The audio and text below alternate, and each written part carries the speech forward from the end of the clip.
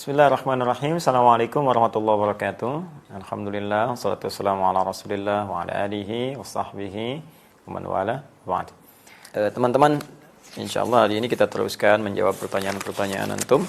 Ustaz, apa perbedaan zakat, infak, dan sedekah? Sedekah itu nama umum bagi setiap amal-amal kebaikan. Amal soleh nama umumnya sedekah. Ya, dalam fikih kullu ma'rufin sedekah, setiap baik-baik yang baik-baik dipraktikkan sedekah. Ya, tidak harus kemudian menggunakan uang melulu, tidak.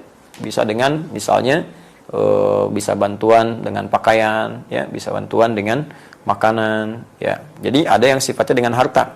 Karena itu dalam Al-Qur'an zakat pun disebut sedekah. Disebut sedekah. Ya, buka Quran misalnya surah ke-9 atau ayat 103. Khudz min amwalihim sedekah. Ambillah dari harta mereka yang sudah masuk nisab sebagai sedekah. Zakat. Ya. Padahal di situ maksudnya zakat. Kenapa disebut dengan sedekah? Sedekah itu pertama berasal dari kata as-sidqu, ya. Kemudian beralih menjadi kata tasdik, sesuatu yang benar dan membenarkan. Jadi bukti pembenaran iman seseorang, dia mau mengamalkan imannya, membantu dia beramal soleh. Mengamalkan perintah Allah adalah pembuktian dari iman. Karena itu ketika dia membuat kemudian keputusan untuk berzakat, artinya dia membenarkan imannya, karena Allah perintahkan zakat. Misal Allah perintahkan di Al-Baqarah ayat ke-43, wa aqimus shalah wa atuz zakah. Ya, tunaikan salat, keluarkan zakat. Anda beriman kepada Allah dan Anda buktikan saya keluarkan zakat, berarti Anda membenarkan iman Anda kepada Allah. Anda membenarkan perintah Allah. Ketika Anda membenarkan perintah Allah disebut dengan tasdik namanya. Ya, kebenarannya disebut shadiq, yang terus membenarkan disebut siddiq. Karena itu sahabat Abu Bakar disebut as-siddiq karena terus membenarkan perintah Allah dan Rasulnya. Nah, zakat disebut dengan sedekah salah satunya karena itu pembuktian keimanan kita kepada Allah.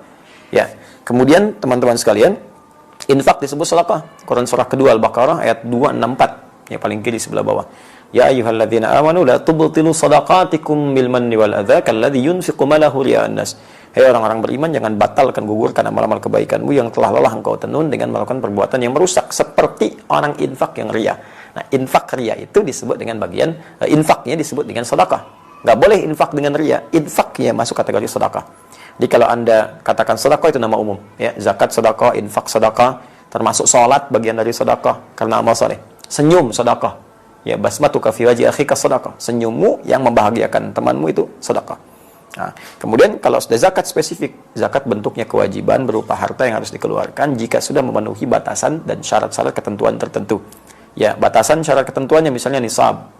Ukurannya apa misalnya? Ya, ukuran sudah 85 gram emas keluar. Ya, di zakat tanaman lain lagi. Ya, apakah diairi atau tidak, perkebunan lain lagi, zakat hewan lain lagi. Ya, ada ukuran-ukurannya. Kemudian untuk zakat mal misalnya berlangsung setahun disebut dengan haul. Ya. Nah, lalu setelah itu bagaimana lagi ketentuannya? Nah, dalam zakat ini sifatnya wajib dikeluarkan. Kedua 8 golongan. Ada di Quran surah ke-9 ayat ke-60. Innamas shadaqatu lil fuqara wal masakin wal 'amilina 'alaiha wal mu'allafati qulubuhum wa fil riqab wal gharimin wa fi sabilillah wa bis sabil. 8 golongan. Fakir, miskin, kemudian amilin 'alaiha yang fokus mengerjakan zakat sehingga tidak bekerja di tempat lain. Kemudian mu'allafati qulubuhum yang tertarik dengan Islam, diberikan bantuan dari zakat, atau yang sudah berislam tapi masih lemah. Baru masuk Islam, lemah, bantu dengan zakat. Wa fil riqab, perbudakan sudah tidak ada, gharimin orang yang terikat utang piutang karena kepentingan maslahat agama atau umum. Dia punya perusahaan, bangun sekolah, perusahaannya bangkrut, hidupnya tertekan, utang belum lunas, bantu dengan zakat. Ya. Kemudian fisabilillah, itu sudah dipahami, Ibn Sabil yang kemudian kesulitan bekal di jalan. Itu zakat. Infak dibagi dua. Ada infak wajib, jadi suami kepada keluarga. Wajib. Di Quran surah keempat, ayat 34, paling kiri sebelah atas. Ar-rijalu qawwamuna 'alan nisa bima faddalallahu ba'dahum 'ala ba'din wa bima anfaqu min amwalihim. Ya, setiap suami lelaki diberikan kelebihan dari istri, dari yang lain. Baik ya, karena Allah berikan kekuatan untuk bekerja dan dari pekerjaan itu menghasilkan harta yang diinfakkan untuk keluarganya. Diinfak suami kepada keluarga sifatnya wajib. Ada infak yang sifatnya sunnah. Ya, setelah selesai kebutuhan keluarga, udah beres semua, nah kelebihannya digunakan untuk infak sunnah. Contohnya Quran surah kedua ayat 215, paling kanan sebelah bawah.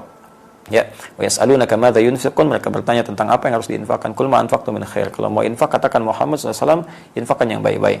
Untuk siapa? Lil walidain, orang tua, wal aqrabin, kerabat dekat, wal yatama, anak-anak yatim, wal masakin, orang miskin, wabnis sabil, orang kesulitan di jalan dalam mendapatkan bekal. Itu contoh-contoh infak yang sunnah. Selebihnya umum. Ya, umum infak misalnya untuk infak ke masjid, infak untuk yang sifatnya Anda ingin berikan, ya boleh. Itu ada di Quran surah kedua ayat 261. Kaidah umum, dibalasnya langsung 700 kali lipat dengan izin Allah Subhanahu wa taala. Sekira itu, Allah taala alam bissawab. Semoga Allah berikan kemuliaan. Kita berjumpa lagi di sesi yang lain insyaallah. Subhanakallahumma wa bihamdika asyhadu an la ilaha illa anta astaghfiruka wa atubu ilaik. Assalamualaikum warahmatullahi wabarakatuh.